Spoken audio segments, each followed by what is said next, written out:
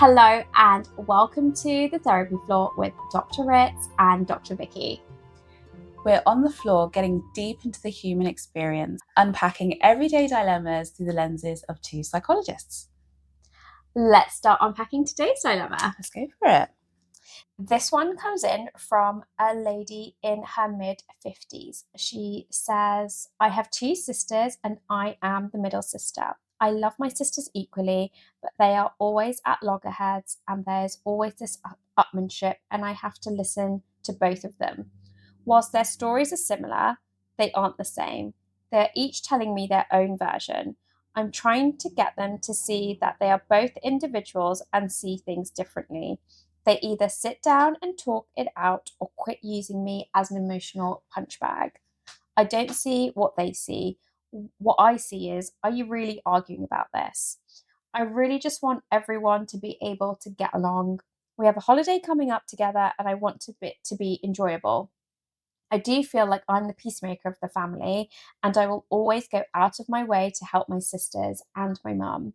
I believe that if I can do something to help, then I should try and help. We are at an age where I believe our personalities aren't going to change. Can't we just accept we are all individuals? I'm sick and tired of listening to it. Please, can you help me? Oh dear. I don't think this is a unique situation to her, is it? I think that, families can come with their trials and their tribulations. So I don't think she's alone here. But I think there are some good things for us to pick out in this one.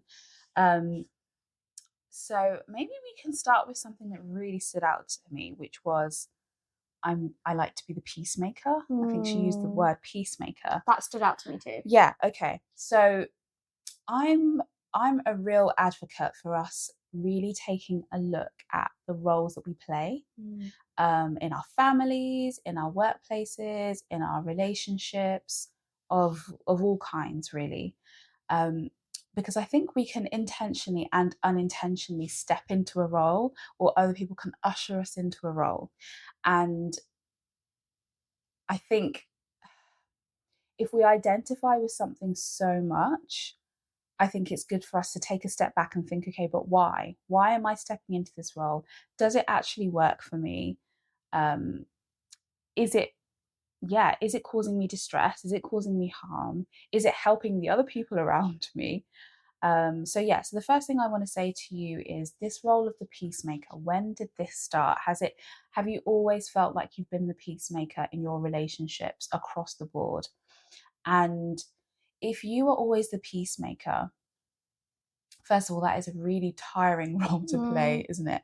Literally, like if we think about peacemaker, you're bringing peace to war when there's like a chaotic, troubling situation. That's a real heavy burden to bear. Yeah. So I want to ask you if this is something that you actually want to continue being this person, because it seems like your sisters and your mum kind of fall back and lean on you to become this person for them. Well, that's what I was really interested in when she said the word peacemaker. I wanted to know, when did that role start? Yeah. Like, when did you pick up that role? Did somebody hand it over to you? And this might not be explicitly handing it over. It could be quite implicit. You know, her dad's not really mentioned in this. I wonder if he is also a peacemaker. Has he been a peacemaker? Is he still around? Like, is he even there? What? Yeah, is he a part of their lives? Was he a part of their lives? I'd be quite interested to hear a little bit more about that. But also this sense of, where did this identity for you come from? Where did you learn it from? Where did you pick it up from? Yeah. What also drew you to it? Because I think sometimes there's going to be things in us that draw us to different types of, let's call them labels of personalities. Yeah. So like a peacemaker might be a label of a personality. And I wonder what's within her that's maybe drawing her or did initially draw her towards that. Because it does sound like it is a burden that she's carrying. Yeah. But also something that she thinks that she should be doing as well. Because she said, if I can help, I should, more or less, I should help. She's got a rule for living there. Oh, do you want to say a bit more about that? Yeah, I'm really am an advocate for understanding what your rules for a living are. And I think people don't often even know what that phrase means. Yeah. When we are growing up, when we are learning about the world, whether that's in our families, our school systems, our peer groups, our even, I'd say, early relationship, we start to identify rules that are placed on us in how we have to live and maybe conform in the world. Yeah. So when people use words like I should, I have to, I must, that always pinpricks my ears to be like, there's a rule for living in that. Where's that one come from? Do they even know that it exists? Yeah. And what would happen if she doesn't abide by this rule? Can she have some flexibility there? And generally we try to encourage people to be more flexible with their thinking, with their belief system, like, you know, not to be so black and white and so rigid, because I think we then struggle when we come into when we navigate through the world and we come up against blocks, because we kind of have to be adaptable when we're living amongst other people. I wonder if that's what's happened now, because maybe there is this inflexibility within her, this black and white thinking of I'm either a peacemaker or like, what's the other side of not being a peacemaker to her? I'm not a peacemaker. Well, what does that look like to her? And I wonder if that feels quite blank at the moment. So all she really knows how to identify with is being a peacemaker. So she doesn't have that flexible flavor. Yeah. So that's an important question to put back to her. So if you weren't the peacemaker, who would you be? And also, if you weren't the peacemaker, what would your family do? If they didn't know that they could always come to you and kind of act as if they're like emotionally dumping on you, what then would they do? May they actually start to work some things out for themselves? Would they start to become a bit more constructive with their thinking? Because it sounds like there's no resolution going on here. It's just dumping. And sometimes when you dump, the person that's dumping can feel really cathartic, because I've just laid it all out there, but then there's no onus or responsibility on me to actually do something or to make a change. They just want to kind of like alleviate themselves. They're doing a brain dump on her. Yeah, they're doing a dump. So I wonder if you took a step back from playing this role of being a peacemaker, would they actually sort out their own ish and deal with it themselves rather than dumping it on you? Would they start to become a bit more constructive? Would they start to resolve their own conflict? Or maybe would they actually see that some of these things aren't even worth discussing or fighting about? Like she said, some of the things, you know, she questions, gosh, are we really arguing about this? They may also come to that place where they think, actually, is this really important? But I think this is really important in dynamics, in family dynamics especially, to, you know, change what you're doing, because it will upset the system, but the system will reform and reconfigure in a way that actually could be more beneficial and healthy. So they will have to change because you are changing. I think you touched on something really important there, because what you're really talking about is this essence of she's taking responsibility for other people. And when we stop taking responsibility for grown adults who can take responsibility for themselves, it's going to cause ripples. It's going to cause tantrums. It's going to cause disruption. And this is where I think she has to hold on tight to herself to tolerate that. I think she has to tolerate that discomfort that her family are probably going to feel when she says, you know what? I'm going to start taking more responsibility for me because I'm not enjoying this.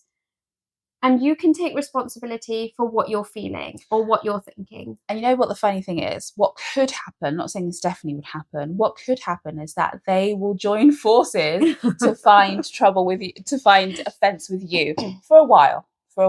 So just be prepared that could also happen. It's so funny, because when people stop fighting each other and there's like another person that comes in and tries to like push back, sometimes they kind of unite and then fight the they found a common ground. They found a common because ground. they haven't found a common ground yet. Yeah, and she's the yeah. one who's trying to constantly find the common ground for them. Yeah, when they need to do it themselves. Yeah. So you're right, she might become the common ground for a while, and it might be fiery. Yeah. It might not be pleasant. Yeah. But again, I would encourage toleration there and support, finding where you can then get support from that, because it might, I don't think you'll be able to get it from your sisters there. Yeah. So where else can you rely on for support and comfort whilst you navigate this process of taking a step back, and be very prepared for these ripples to start forming. Like, if there are no ripples, I would almost say it hasn't worked. Yeah. Because there needs to be. The structure needs to change, and that's going to feel really uncomfortable. Yeah. The other thing that you touched on that I really want to come back to, and she used, I think, quite a profound word here, emotional punch bag. Oh, that was it. Yeah, emotional punch bag. Yeah. So this dumping on it, this brain dumping, she becomes this emotional punch bag for her two sisters. And I want to hear more about that. I was going to say, I wonder what they're doing. How are they punching you? Like, how is it impacting you, actually? Because I wonder if she could get more into, because it almost feels like a bit of a part, like she's told us, but it's quite a passing statement. And I'd want to get more in touch with that side to really understand, when this conflict that is obviously impacting you emotionally, how does that look like in your daily life? How is that turning up for you? Where is it impacting you? In what different domains of your life is this having an effect? Yeah. And giving space for that, because I think if she can get more in tune with that, hopefully that's going to empower her to put those boundaries down for herself.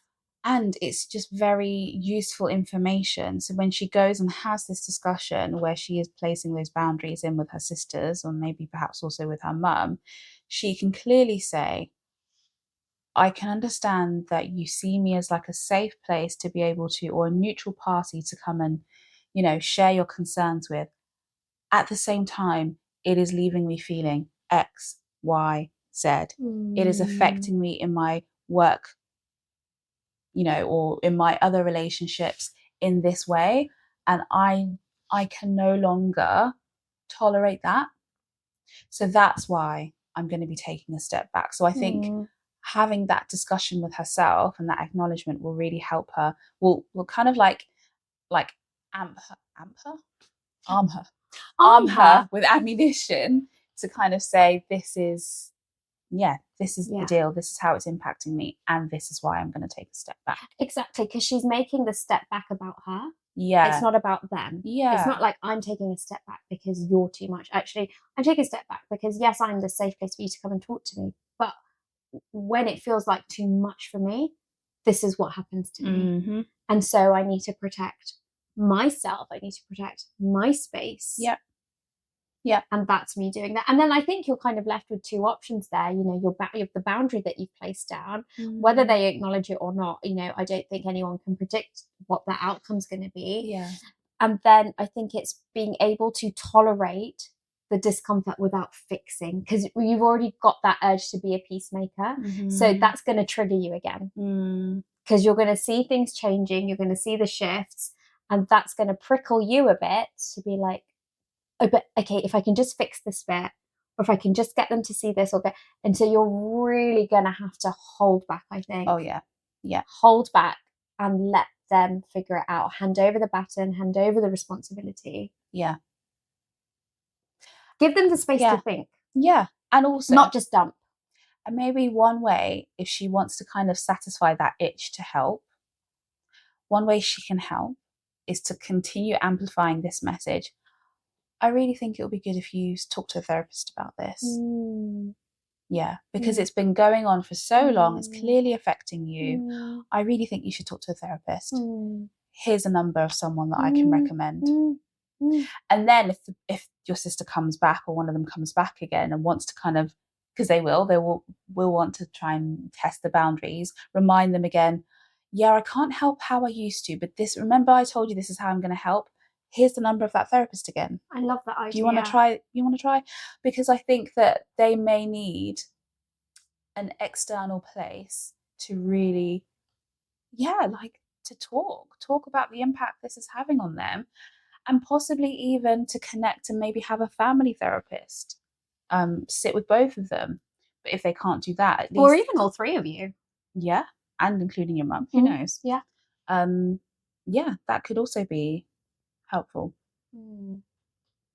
I really like that idea of the message that she's going to portray, for her to be really clear about that and be consistent, so that every time the knock happens, it's like, this is my message. This is my message. I know you're going to ask me this. I know you're going to probably ask me again next week.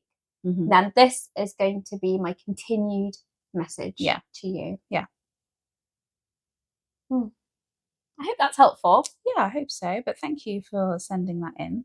I like that one. Yeah, me too. It got me thinking that one as well, actually. There's always family systems at play. I know. No family has it figured out perfectly. No. And it will change as well. I she said, I know people like their personalities are set. I think we kind of touched on this, but we didn't really maybe go into much detail. And I think personalities can be set to a degree, but there is always space for people to change. And I think also when people do change, that can also be, because I guess you're going to change now for them. Yeah. So they might be thinking, well, her personality's set, and now all of a sudden she's changed in her mid-50s. Yeah. So, and even if like people's core identity doesn't change, dynamics can change. Behaviours can change. Yeah. So, intentions can change, or people can be more aware of their intentions so that their behaviours change. Yeah. So good luck with that. Yeah. Thank you for sharing that with us. Should we move on to our next dilemma? Let's do it. Okay, so this dilemma comes from a woman in her 30s, and she says, "Hi, ladies." Hi back. Hi. I'm worried about how I need to bring up my child in the world of social media likes and fakery. Ooh. Do I need to do something now from when they are a toddler or a young child, like get them into a hobby they really enjoy, so I support them from needing validation from likes or followers when they get older? How do I support my child suffering from peer pressure to do with socials? I don't want them to have a life where they are always online or feel they need to conform to a certain way or be a certain type of person. This is from the perspective of a young child who doesn't know social media yet. Please help. I feel like that resonates so much with me. So, firstly, I think I want to say thank you for just sharing that, because I think you're sharing it from quite a vulnerable space. You can obviously see what's going on in the world. You obviously really want to protect your child, your children.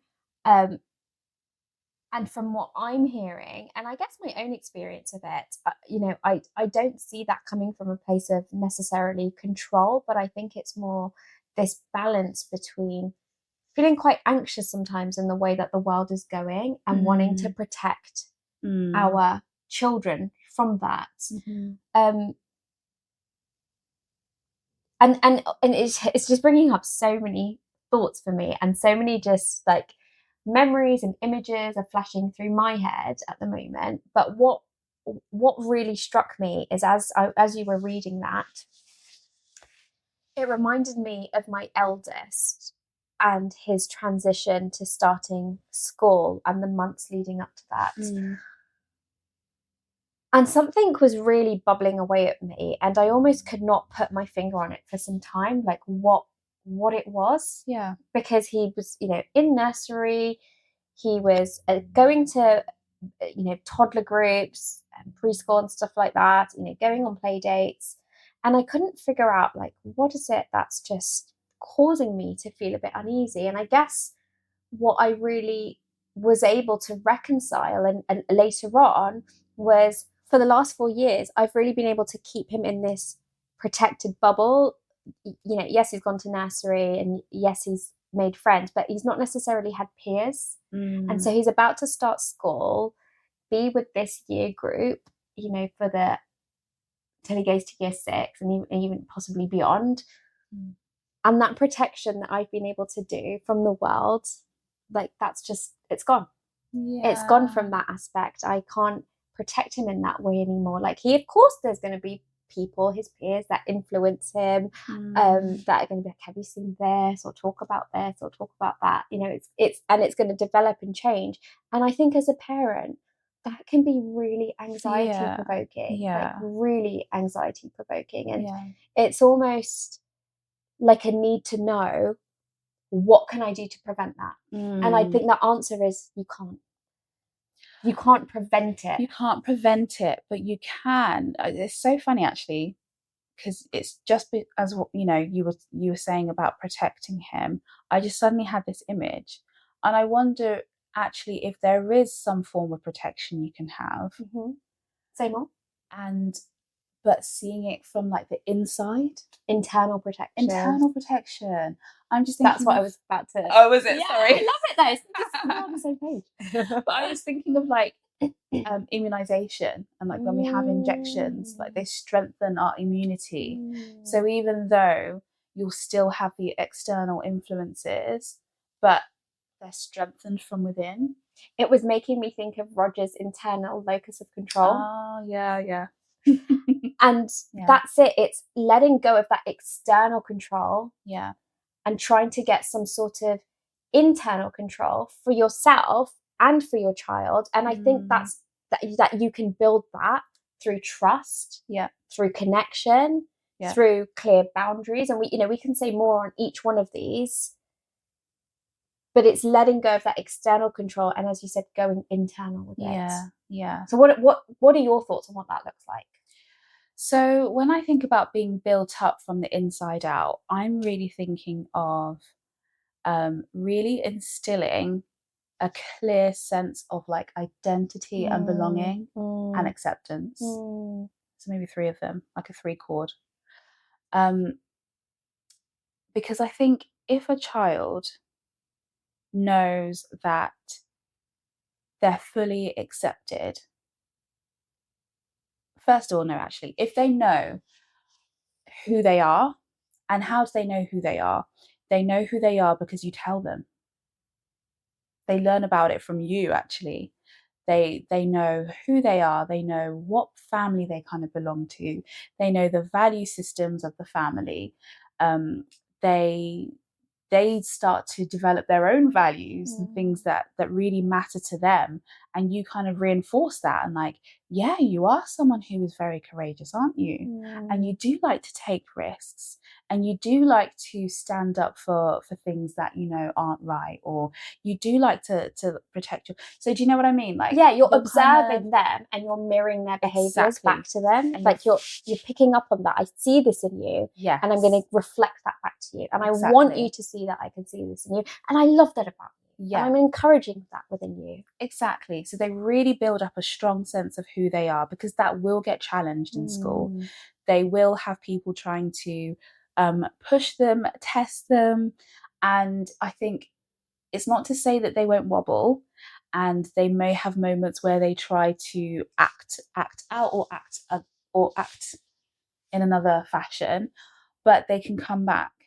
They can come back quickly, like, oh, actually, no, this doesn't sit right with me. This is actually who I think I am. So identity is a big one. And if they can't figure that out, that you formed enough of a safe space between you two, or between the family unit, that they can keep coming back to the family, so that you can figure it out as a system. Yes, exactly. And that's the definition of secure attachment, isn't it? Being a safe place for your child to go out. You want them to go out and to test the waters of this dangerous, like, exciting world, but you want to be that safe place that they can come back to and be reminded of who they are, reminded of how important they are, and how loved and accepted they are just for who they are.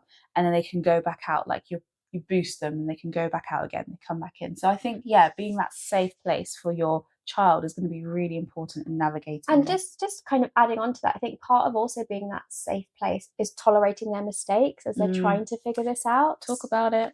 Because I think that's part of the protection, right? We don't want them to make mistakes. We want to we don't want them to experience pain. And I think that's so normal Yeah. to have that desire, but recognize actually it's a desire, it's a fantasy, it's not healthy, it's not normal.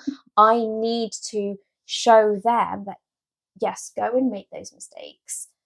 And when you do, you can come back to me. Yeah. And you're not going to be met with rejection and disappointment. You're going to be met with acceptance, understanding.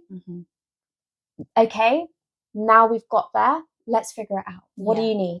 How do we get this through together? And again, that comes back to that safety and helping them to create a sense of their self-worth and their identity. Because moving on to this idea of, pressures from peers and social media, because you talked about social media there. Yeah. I think social media, it preys on people with low self-worth. That's what we're really looking at, aren't we?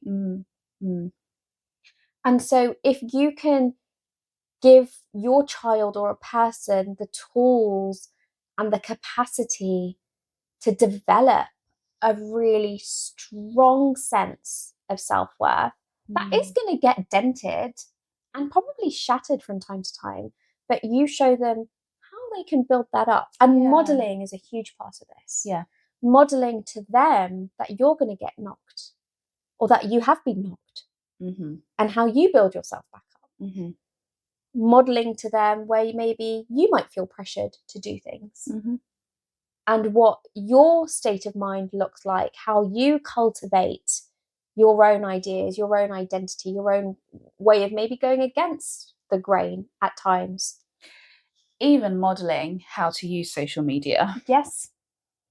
And, I think parents can have boundaries for their kids that sometimes seem unfair because they may look at you being on your phone 24/7 and think, well, what does that mean? That only adults get to be on their phone all the time? And well, yes, because an adult can make their own choices. But I think it's also about modeling, actually, I'm going to have a break right now, or we're going to have some time where we are going to connect with other people or be on our phones or like watch things, but then there's going to be a time where we can put it away too. Well, this is, I think, great saying that, because she talked about this idea, didn't she, of a hobby? Like, what can I do right now? And I think that, I don't think you need to really even go as far as hobbies right now at this age.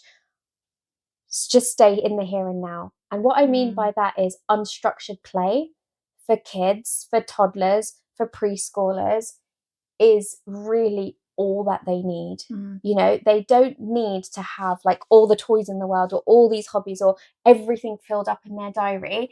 They just need your attention. It can be as simple as getting a leaf in the garden or getting 4 leaves and role playing something together. And what I would really encourage, and what I found in myself as well, and I'm not saying by any means that this is easy, but when I am making the intention of we're going to have some meaningful time, it's actually putting my phone in another room. If I'm wearing my watch, taking it off, putting it in another room, and having unstructured one-on-one or two-on-one or wherever it might be time with the kids without an agenda, without that this has to lead to something or go somewhere. And just watching them, trusting yourself, getting back to adult play and what that looks like. I don't think we play enough as adults. No, and also this, I hope this is okay to say, but because you do speak about having kids. But it reminds me actually of something you said to me a while back, which was just monitoring your own social media use. And I think it was when you were like playing or when the kids have their bath. Bath and bedtime. Intentionally putting your phone down because they kind of play with themselves and kind of like amongst themselves. But and that's your time to read and catch up on stuff. But actually you have taken the decision to intentionally. Because I used to think, right, they're in the bath, so they actually can't climb on me. I'm going to use this time to just sit on the toilet, watch them while they're in the bath and just be on my phone or answer messages or do something or, whatever. And actually it just, I found it really unsatisfying. I found it really unfulfilling. And I was also thinking, what message am I sending them? Am I kind of showing them all that I'm finding this boring? And maybe I am finding it boring, and I think that's okay. That's also okay to say. But on an everyday basis, I personally was not enjoying it. It didn't become fulfilling. It just almost became like habits in a way. Like they're in the bath, let me grab my phone. Let me do this, let me do that. And actually what I've started to do, which I shared with you, is they have their bath and I still might read, but I might actually just read a book. Oh yeah, that's it. I was like, I'm actually going to use this time to show them I have a hobby too, that's away from my phone, and I'm going to read a book. And yes, I'm happy to put my book down, and you know, if they want to show me something that they're doing in the bath, to be like watching them, and you know, whatever I might feel, reflect that back to them. But I also find then I'm also not as annoyed to be like, oh, I just need to respond to this. I just need to get back to this. Let's show me in a minute. That it feels easier to almost put your book down. Yeah. And then be like, oh yeah, show me. What was that? Oh, that's so funny. Yeah. I love that. I love that. I also want to talk about this sense of belonging as well, and how important that is, because it makes me think of just how important belonging is in terms of, it really kind of can govern or shape people or cause them to behave in a particular way. And I think the whole thing with peer pressure is about wanting to belong, isn't it? And wanting to not be an outsider in your peer group. But again, having that real like sense of belonging at home can go some way in helping a child feel like, okay, even though I may not fully belong in this scenario, I do belong to someone and to some people, and some people belong to me, and that's my family.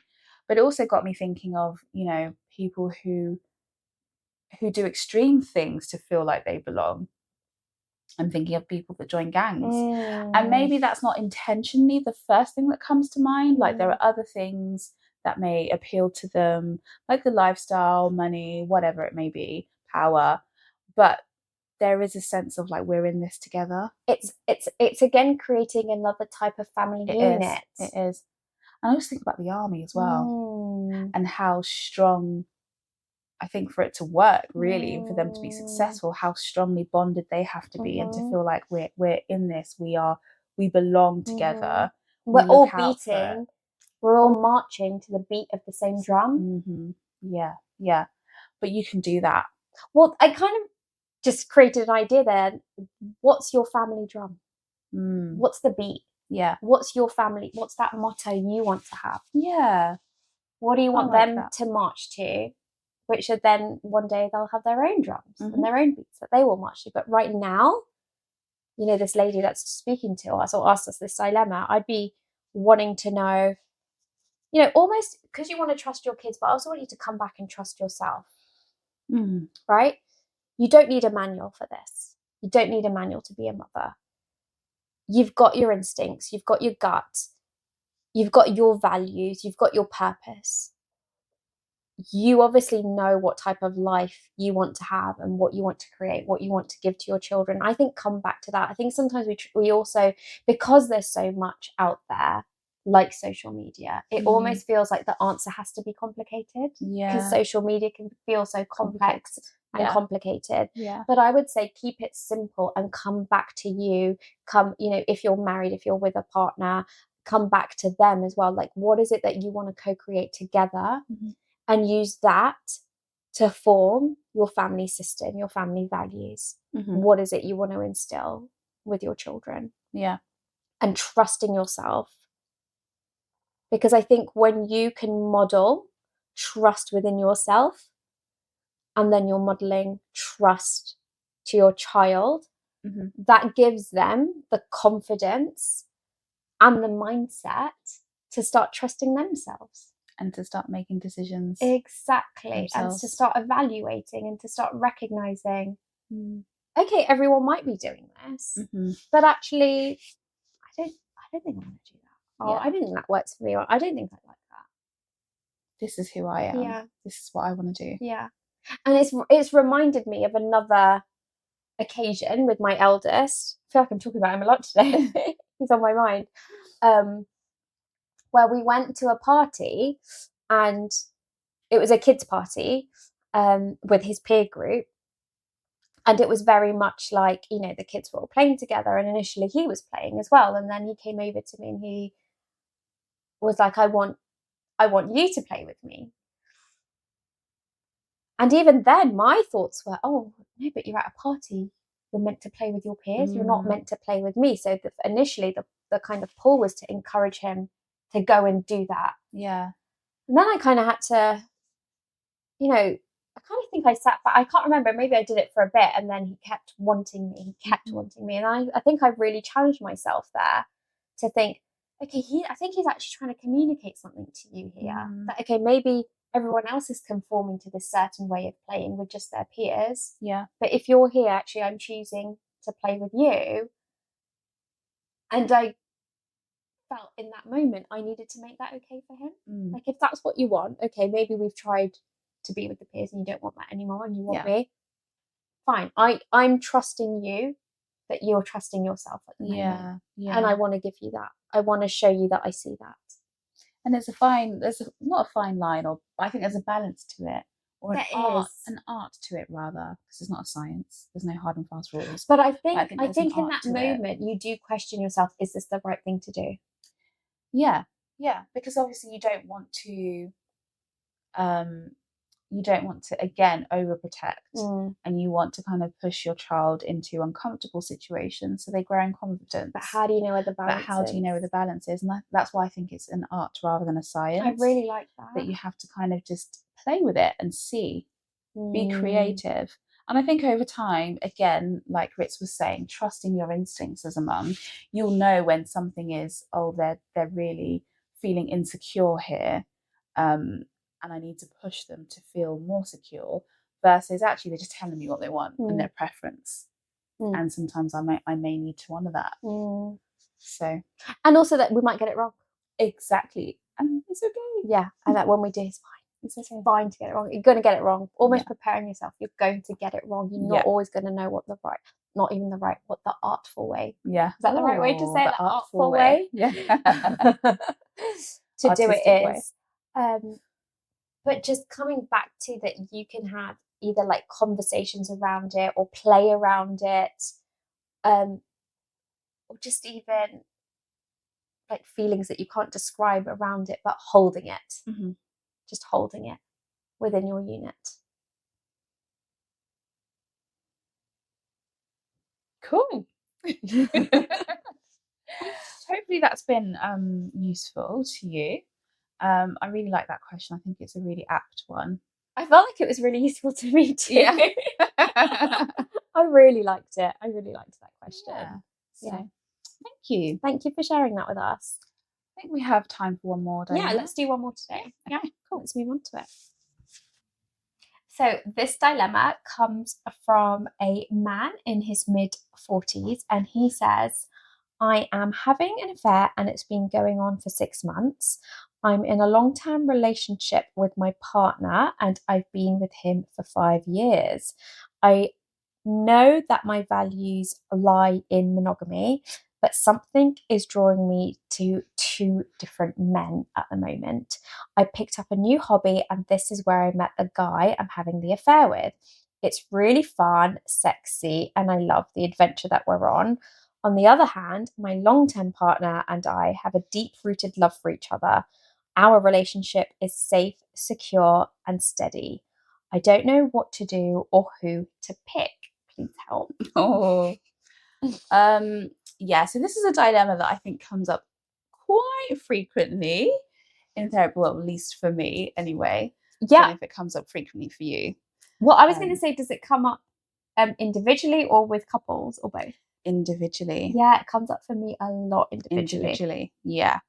I think in couples it can kind of turn up when both parties are kind of reeling from the effects and the consequences of a betrayal in their relationship. But yeah, this comes up a lot in my individual therapy.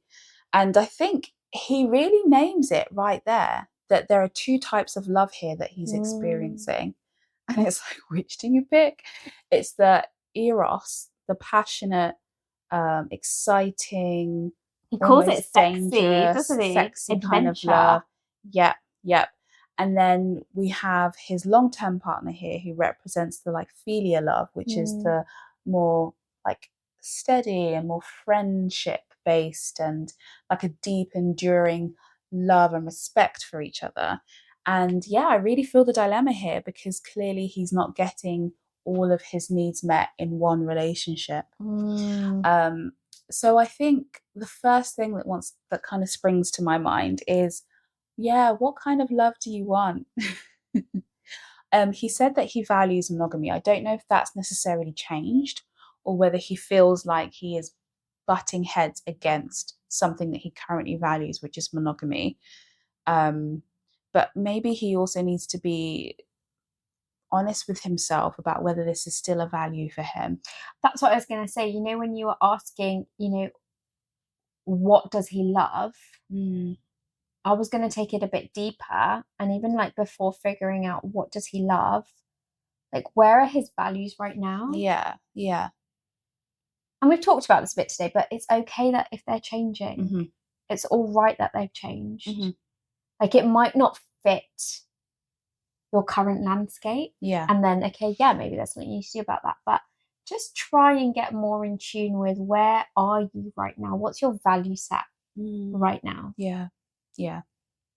I think that will also help with, he hasn't even said this, but I think I can draw upon my experience in therapy for people who are having affairs or who have had affairs, the guilt and the shame that comes with it.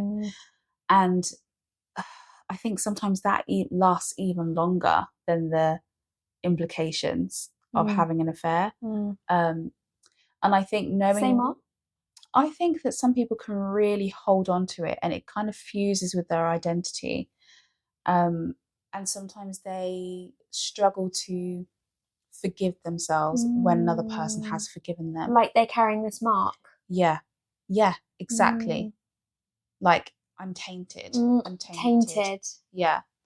And so it kind of, we talk about identity so much, but it starts to fuse with their identity and it lingers and yeah, it's really insidious. So I think having a real good grounding of what are your values right now would help you in that recovery. If you do want to tell your partner or you do want to move on from the new person that you've found, it will help you to kind of put down the guilt if you know that, okay, but who I am is changing and I have to accept that. And now I need to make a decision about how do I move forward in the new direction in which my values are really aligned. But I don't even think it's actually about putting down the guilt. I think it's putting down the shame. Shame, exactly. And holding the guilt. Exactly. Sorry.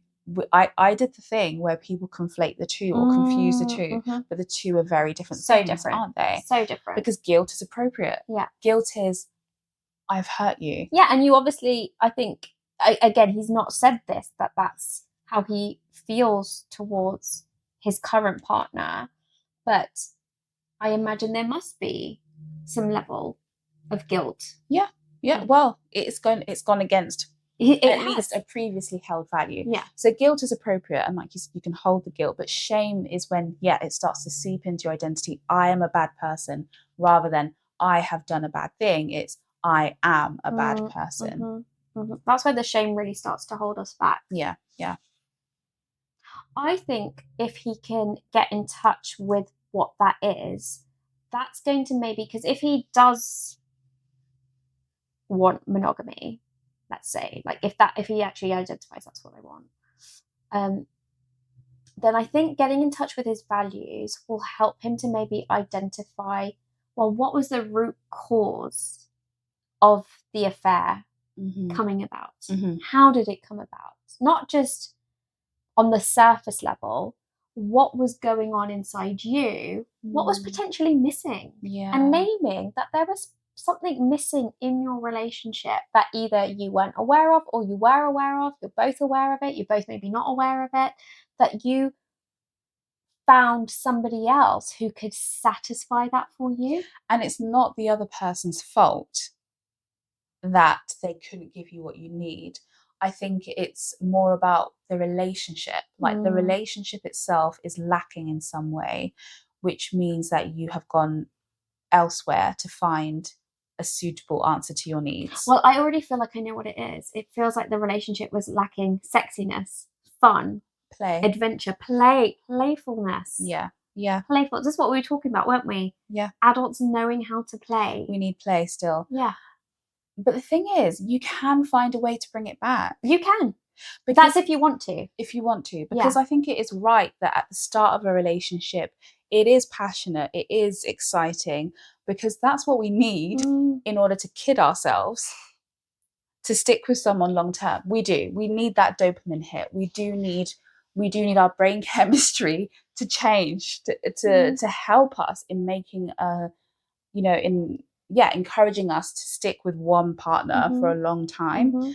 But that does have to make way for the more solid and enduring love. But it shouldn't go away completely. No. And I think this is where maybe even a lot of couples actually will face this.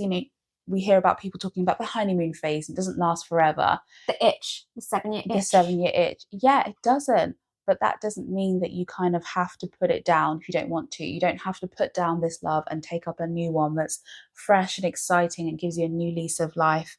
Because it could just happen again. It could happen again. Yeah. It probably will happen again. So, yeah. Find ways to kind of, if that's what you want, and be honest with your partner about what is missing in the relationship, not in them. And how can the two of you bring about some more mystery, desire, playfulness? I think so, because I think it's this. He's living kind of two sides of the spectrum, isn't he? He's living stability and he's living novelty. So if you want to be with one person, how do you fuse the two together without fusing two people together? So how do you have a stable relationship that you have that companion factor to it? Yeah. But then you also have the fun in it. Yeah. That there's going to be elements of novelty. There's going to be moments where you're like, oh, we've not done that before. Well, that was exciting. Well, that was new. And I think you both have to be on board to make that happen. Yeah. Yeah. And I think one way that you could discuss this with your partner is not making them feel like they need to do something differently. But I know the temptation can be to look at the new partner and think, oh, he's adventurous, he's risk-taking.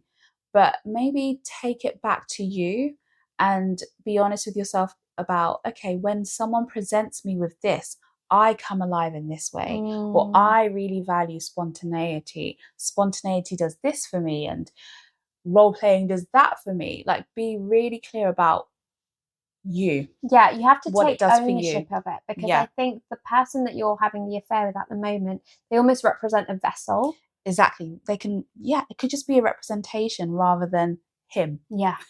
Yeah. And if you start doing that, then you're going to compare these two people, which isn't fair to either one of them or to yourself, because actually you're just denying then what you do value. Yeah. Which is, as you said, this spontaneity, this lust, this glimmer, this glitter that he's wanting. Yeah. Desire.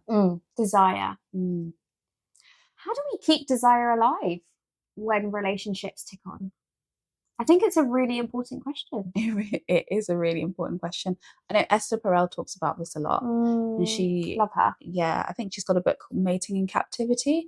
It's a really good book. And she talks about how over the years, over the ages, we've kind of like put everything into one person. They're our best friend, they're our lover, they're our confidant, they're X, Y, and Z. But that's too much pressure to put on one person.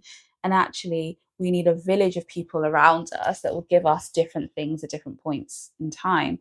And so how you can keep your lover is to add a bit of mystery, add a bit of distance, because then there's space to miss someone, there's space to appreciate someone. Keep that desire growing. Exactly. So, yeah, I'd recommend that's a really good book for anyone who's thinking about how to keep the desire alive in their long-term relationship. I totally agree, because I don't think couples should be enmeshed. it doesn't work when you're No. just sitting No. on top of each other and everything is the same and your values are the same. I don't think so. I think you have to have, as you said, separation in the sense where you have your two worlds and like part of your worlds form with each other. Yeah. Because you're obviously not working the same jobs. I doubt that all your friends are going to be the same friends. You know, your choices, your opinions, your likes, your dislikes, they're not going to be identical. No. And difference can be celebrated. Yeah. Difference, I think, keeps desire going. It does. Yeah. Differences are what draw people together because no one wants to be in a relationship with themselves. So, yeah. I mean, alternatively, you may feel like you want to actually move with the new partner. Yeah. And you feel like the other relationship has run its course. And so then you'll also have to have these things in the back of your mind when you're thinking about entering into a new relationship and making way and making space for that more secure love. If that's what you want.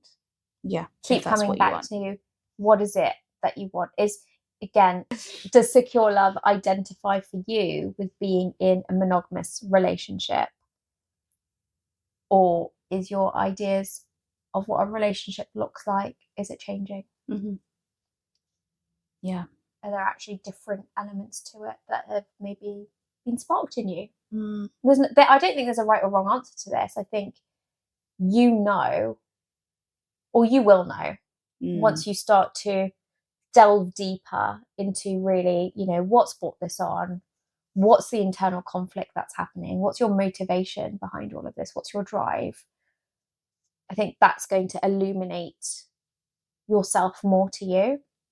And when I've worked with individuals in therapy, I really just see it going one of three ways. You know, couples, or the individual rather, either stays in the long-term relationship in the couple because that's what they actually desire, what's what they want to work on.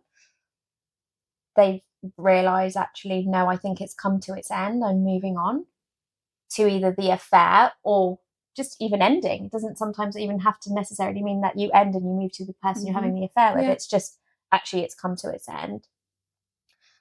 Or you're moving on to the person that you've had the affair with. Or actually, they still don't know. They're continuing with both. And again, neither of them are right or wrong. I know it doesn't feel nice. It might not feel nice for lots of parties involved. And this isn't really about that. That's not what I'm trying to say here. I guess what I'm trying to say is that these are kind of, once you start going down this reflective process, these are the possible outcomes that you will have. This is what I have seen in my therapy room. Yeah. And just as you're figuring that out, you're going to hold guilt within you. So try not to berate yourself further whilst you figure out what that looks like for you, which one you decide to go down. Yeah, it may take some time to know. Matters of the heart always do. Yeah, and you haven't, and if you don't find the resolution, you know, immediately, you haven't failed. If you try and figure out in therapy, you can't figure out, that hasn't failed. Yeah, but we just have to be honest with you that there are some negative consequences that will arise out of this. And you have to accept that. Fortunately or unfortunately. So yeah. I hope that helps to get you thinking. I hope that at helps. Least. I think it might be a long road for you, but I really do hope that helps. And I hope that on that road you have support. Yeah. That you have people that you can talk to. Yeah. To support you through it. Definitely. Particularly a therapist. I recommend everyone get a therapist. Okay, those are our 3 dilemmas. They were. Yeah. It's been good today. It's been good. It's been lively. Yeah, really lively. Some good meaty. I feel like I came alive today. Yeah. Okay. So on that note, what have you learned today? I really loved what you said. I think when we discussed our dilemma about mothering. I loved what you said, that mothering is not a science, it's an art. Oh, yeah. Like there's not a right or wrong way to do it. And I think often we can get caught up in that. So I loved that.